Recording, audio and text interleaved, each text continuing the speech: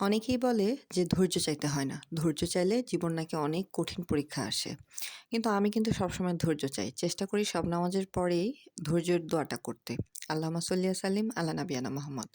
সকালবেলা এই ভদ্রলোক দেখি হাতে করে খেজুরের রস নিয়ে আমাদের বাড়ির দিকে ঢুকেছে। তো আমার না দেখে খুব খেতে ইচ্ছে করেছিল। কিন্তু আমি কোনো টু শব্দ করি নাই। ভাবলাম যে মেবি কারো অর্ডার করা হবে। পরবর্তীতে জানতে পারলাম যে হ্যাঁ, কারো অর্ডারেরই ছিল কিন্তু যার অর্ডার করা ছিল সে নেয়নি। তো যাই হোক আমার রিজিকে ছিল না, খেতে পারিনি। তো সকালবেলা রান্না-টান্না করে আ ঘরে এসে দেখি বাচ্চারা ঘর-টর গুছিয়ে ওরা নিচে খেলতে চলে গেছে। তো ভাবলাম আমারও যেহেতু কাজ শেষ একটু নিচে থেকে ঘুরে আসি।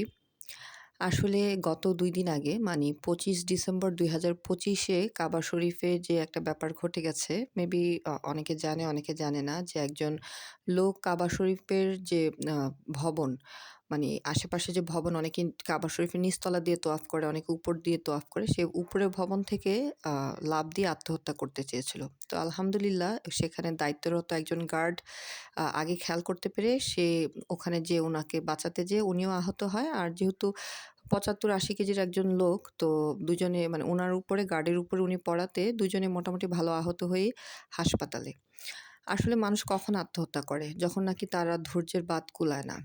তখনই কিন্তু মানুষ আত্মহত্যা করে। ভাবে যে মৃত্যুটাই বোধহয় সবকিছুর সমাধান। অথচ রাসূল সাল্লাল্লাহু আলাইহি ওয়াসাল্লাম বলে গেছেন যে, কেউ যদি আত্মহত্যা করে কিয়ামত পর্যন্ত সে একই কষ্ট পেয়েই মানে আত্মহত্যা করতে থাকবে আর সে মৃত্যুর সাথে সাথেই জাহান্নামে চলে যাবে। এবং জাহান্নামে যাওয়ার পর সে যেভাবে আত্মহত্যা করে কষ্ট পেয়ে মারা গেছে এভাবেই কিয়ামত পর্যন্ত কষ্ট পেতেই থাকবে। তাহলে পৃথিবীর জীবনে তো পরীক্ষা ছাড়া কখনোই সম্ভব না আপনি লাইফে আগাতে পারবেন। পৃথিবীতে পরীক্ষা দিয়েই আমাদের আখেরের জন্য তৈরি হতে হয়। তাহলে কেন আমরা আত্মহত্যা করব? আল্লাহ যেন আমাদের এই পথে নাই নেয়। আল্লাহ পাক যেন আমাদেরকে ধৈর্য দেয়, বুঝ দেয়। কারণ পরীক্ষার হল ছেড়ে আসাটাই মানে জ্ঞানী মানুষের কাজ না, বুদ্ধিমত্তার কাজ না। পরীক্ষার হলে বসে যেরকমই হোক খাতায় লিখার চেষ্টা করাটাই প্রকৃত জ্ঞানের কাজ। তো দেখে খুব খারাপ লাগলো। যাক আল্লাহ পাক রহম করছেন, উনারা দুজনেই বেঁচে আছেন। আলহামদুলিল্লাহ। এজন্যই ধৈর্য চাইতে হয়।